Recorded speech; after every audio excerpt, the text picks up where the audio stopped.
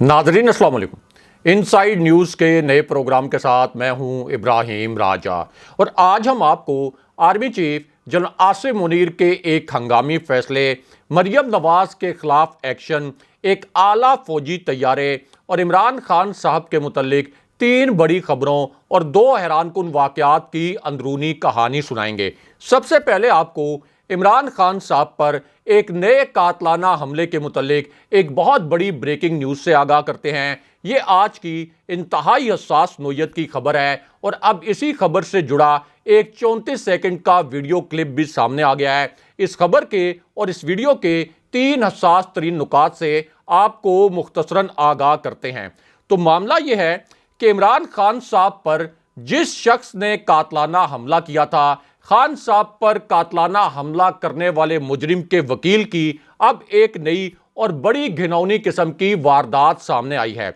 ये वकील इस वक्त इमरान खान साहब पर कातलाना हमला करने वाले मुजरिम नवीद की वकालत कर रहा है। इस वकील का नाम मियां दाऊद है और यही मियां दाऊद जो अब इस मुजरिम को और इसके मास्टरमाइंड्स को बचाने की कोशिश कर रहा है। अब मरियम नवाज ने इसी मियां दाऊद को अपना कारिंदा बना लिया है। अब चूंकि सुप्रीम कोर्ट ने मरियम नवाज को, शहबाज शरीफ को और मियां नवाज शरीफ को सिसिलियन माफिया करार दिया था, इनको गॉड फादर की तरह का एक माफिया करार दिया था, इसलिए अब मरियम नवाज ने यह फैसला किया है कि वो सिसिलियन माफिया की तरह ही एक्ट करेंगी और सिसिलियन माफिया की तरह अदालत के जो जज साहिबान हैं इन पर बराह रास्त फिजिकल अटैक भी करवाएंगी। अब इसीलिए मरियम नवाज ने एक माफिया के तौर पर काम करते हुए इसी मियां दाऊद को अपना एक कारिंदा बना लिया। अब मरियम नवाज के ये जो कारिंदे हैं यानी मियां दाऊद जो कि इमरान खान साहब पर कातलाना हमला करने वाले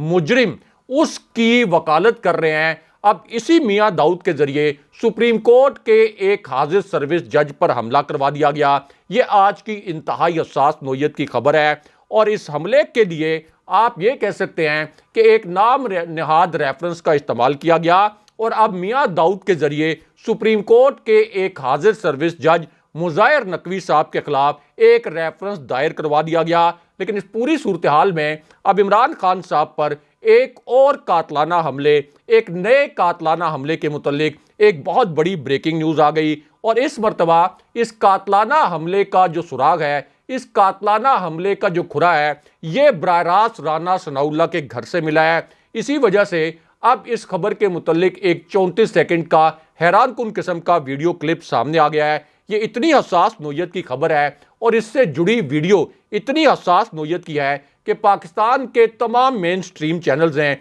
इस वीडियो को सेंसर कर दिया, इस वीडियो को नहीं चलाया, इस खबर के तमाम मंदरजात को मुकम्मल तौर पर दबा दिया गया। इससे आप अंदाज़ा लगा सकते हैं कि इस वक्त मीडिया किस किस्म की पाबंदियों का शिकार है और किस तरह से मीडिया को सप्रेशन का सामना है। यहाँ तक कि ये जो खबर और ये जो वीडियो है इसको मरकजी न्यूज़ चैनल ने अपनी वेबसाइट से भी हटा दिया है। लेकिन हम आपको बताते हैं कि इस वीडियो और इस खबर के 2 अहम तरीन नुकात क्या हैं। तो मामला यह है कि इस खबर के पहले नुक्ते में यह बताया गया कि इमरान खान साहब पर एक नए कातलाना हमले का मंसूबा फाइनल किया जा चुका है। उसके बाद इसी मंसूबे के एक किरदार का नाम पहली मर्तबा सामने लाया गया। अब इस किरदार का नाम सुनकर आपके होश उड़ जाएंगे। इमरान खान साहब इससे पहले यहां तक इंकशाफ कर चुके हैं कि इन पेशावर कातलों का ताल्लुक जनूबी वज़ीरिस्तान के किस इलाके से है और खान साहब ने यह भी बताया कि इन कातलों को असल में रकूम किसने फराम की थी और फिर किसने इनको ये टास्क दिया था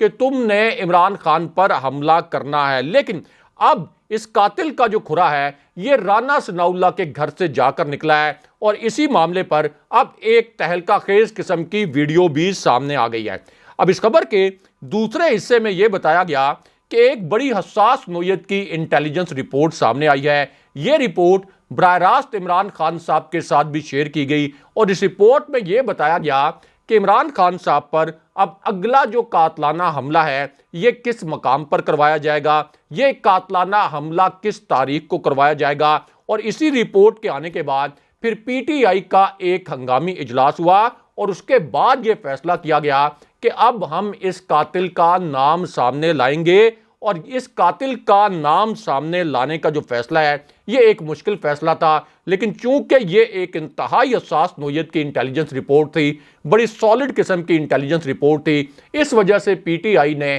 اب مجبوراً یہ فیصلہ کیا کہ ہم اس قاتل کا نام سامنے لائیں گے۔ اب اس فیصلے کے بعد یاسمین راشد کیمروں کے سامنے آئیں اور انہوں نے اس انٹیلیجنس رپورٹ کے متعلق دو بڑے انکشافات کر دیے۔ اس رپورٹ کے متعلق جو پہلا انکشاف ہے، اس میں یاسمین راشد نے یہ بتایا کہ عمران خان صاحب پر جو پہلا قاتلانہ حملہ ہوا تھا اس کی تحقیقات کو بھی مکمل طور پر سبوتاج کر دیا گیا، کیونکہ شہباز شریف،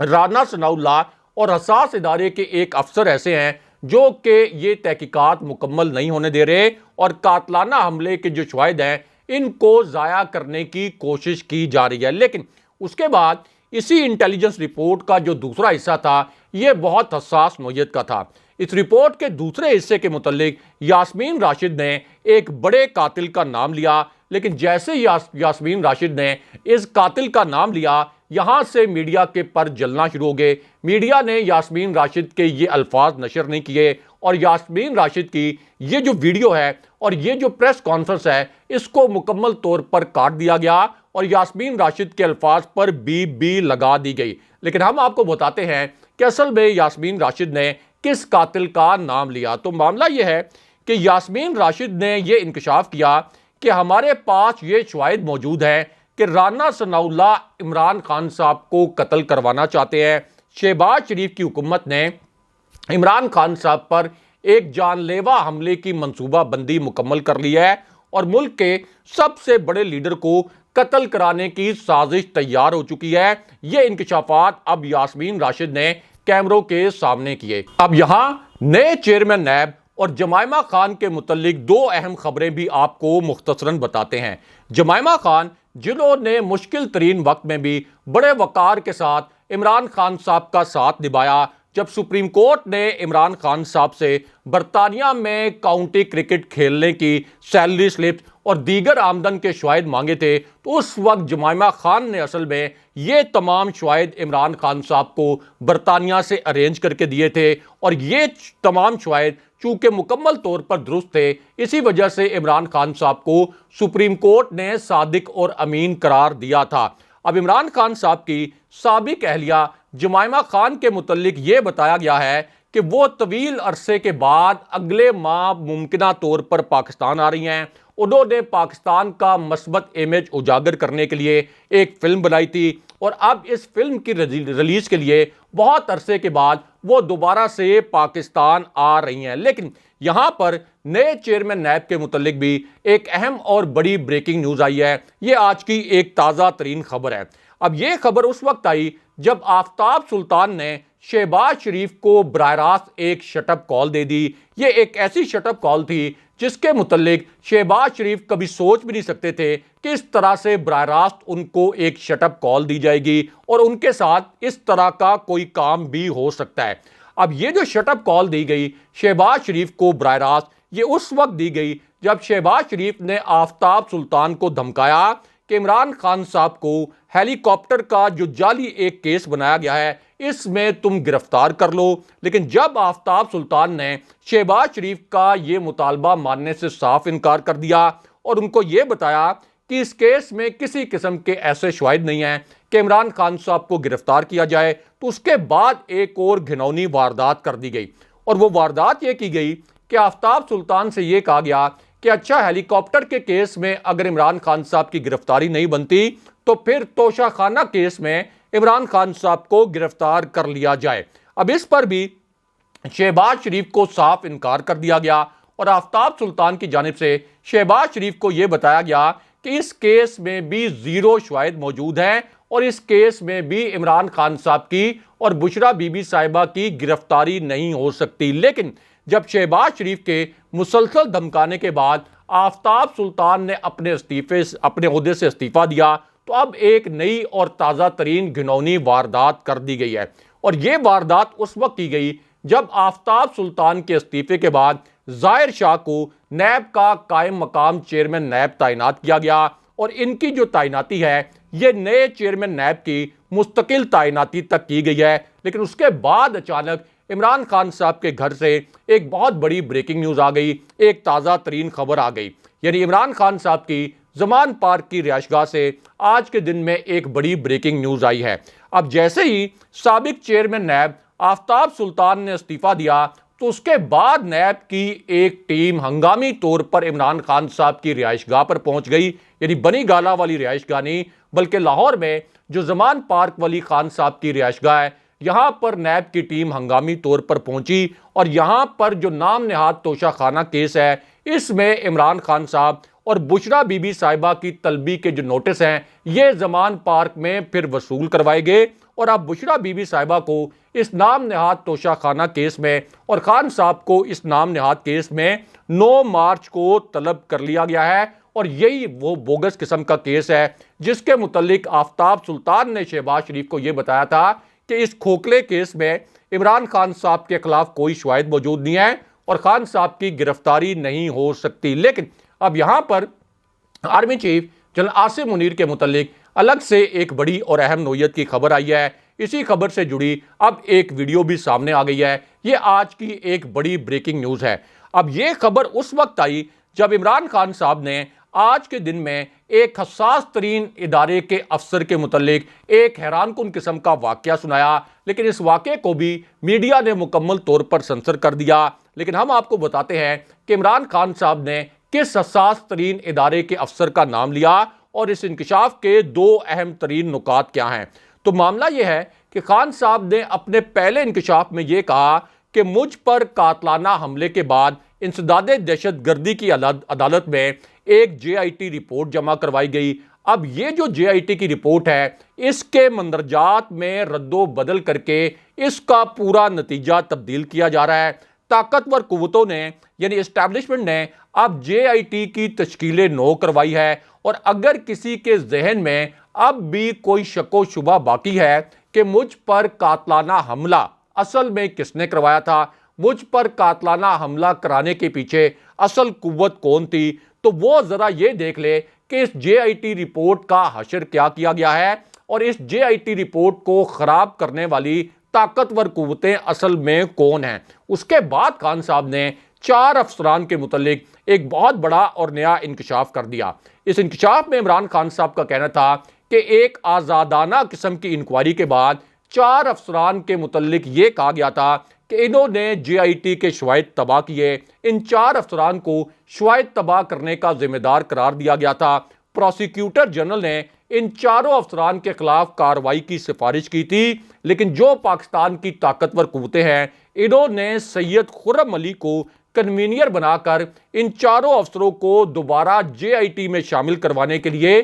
جے آئی ٹی کی تشکیل نو کروا دی۔ لیکن اب یہاں پر ایک جج کے پکڑے جانے کے متعلق بھی ایک بڑی اور اہم نوعیت کی خبر آئی ہے، یہ بھی آج کی ایک بڑی بریکنگ نیوز ہے۔ اب یہ خبر اس وقت آئی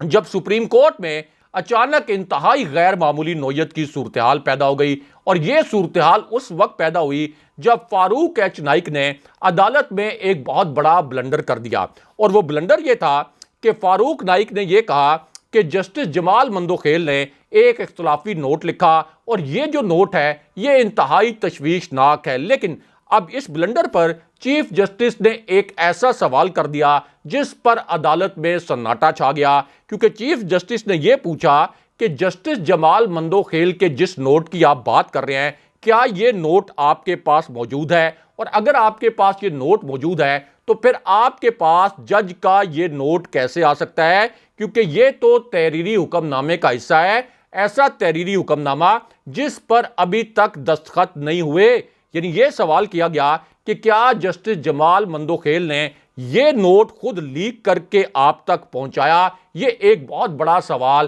جج کے کنڈکٹ پر کھڑا کیا گیا۔ لیکن اب یہاں پر army chief general Asim Munir کے متعلق الگ سے ایک بہت بڑی اور اہم نوعیت کی خبر آئی ہے۔ اب یہ خبر اس وقت آئی جب army chief general Asim Munir اور D G I S I general Nadeem Anjum اچانک وزیراعظم ہاؤس پہنچ گئے۔ یہاں پر ان کی شہباز شریف سے ایک ہنگامی نوعیت کی ملاقات ہوئی، اور اس ملاقات کی اندرونی کہانی اب پہلی مرتبہ سامنے آئی ہے۔ اب یہ ملاقات ایک ایسی صورتحال میں ہوئی جب ایک اور عالمی ریٹنگ ایجنسی نے پاکستان کی معیشت کی جو ریٹنگ ہے اس کو مکمل طور پر منفی کر دیا، منفی ریٹنگ کے چوتھے درجے میں پھینک دیا گیا اور یہ کہا گیا کہ پاکستان کی معیشت مکمل طور پر مفلوج ہے اور پاکستان کی تمام جو ریاستی گارنٹیز ہیں یہ مکمل طور پر فالٹر کر چکی ہیں۔ اب اس پوری صورتحال میں ایک اعلامیہ جاری کیا گیا وزیر اعظم ہاؤس سے آرمی چیف اور D G I S I کی ملاقات کے حوالے سے۔